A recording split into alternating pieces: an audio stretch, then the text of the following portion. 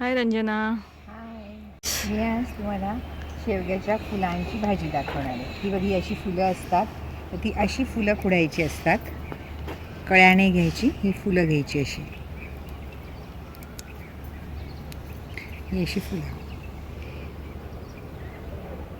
याची भाजी करूया आज आपण. हां. ही फुलं आपण अशी निवडून घेतली आहे. त्याचं देठ काढून घ्यायचा वाळलेला. ही निवडलेली फुलं म्हणजे त्याचं देठ काढलेलं. फारशी काही ती निवडावी लागत नाही, तशीच फुलं घेतो आपण, फक्त त्याचं देठ काढतो. जरा कोमट पाण्यात धुवून घ्यावी लागतात. हळदीचं कोमट पाणी, हे पाणी गरम करायला ठेवले, त्याच्यात मी 1-1.5 चमचा हळद टाकली. हळदीचं गरम पाणी आपण घातलं फुलांवरती. फक्त हळद आहे, मीठ नाही घातलेस? नाही, फक्त हळद. आणि हळदीच्या पाण्यात का भिजवतो? ती स्वच्छ धुवून निघण्यासाठी, कारण कधी झाडावरती येणार बारीक किडे वगैरे असतात, तर सगळं कधी मोह पडलेला असतो, मग ते सगळं स्वच्छ धुवून घ्यायची अशी. आता आपण ते पाण्यातनं काढणार आहेत. हे असं पाणी काढून घ्यायची. 5 मिनटं पाण्यात ठेवली, पाण्यात काढून घेतली. आता आपण साहित्य बघूया.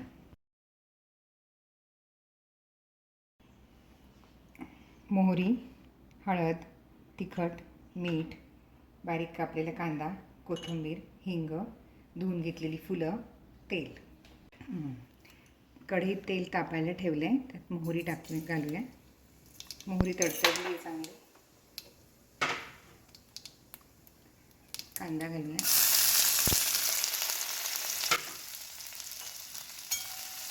कांदा चांगला परतून घ्यायचा. आपला कांदा परतला आहे, चांगला ब्राऊन झाला आहे. आता आपण हळद टाकूया, लाल तिखट, तुम्ही हिरवी मिरची पण घालू शकता, हिंग, कोथिंबीर.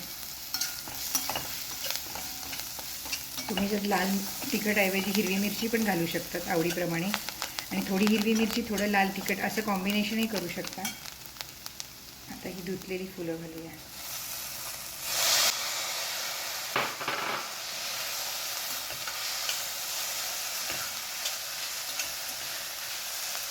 आता चवीप्रमाणे थोडं मीठ घालूया. ते परतून घ्यायचं तेलावरती, आणि ताटावर असं पाणी घेऊन थोडे वाफेवर होऊ द्यायचे ते 5 ते 7 मिनटं. आता आपण भाजी बघूया.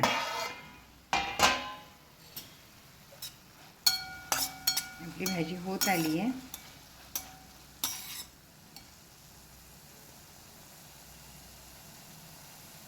झाली आहे भाजी आपली तयार. एका वाफेवर होते ती.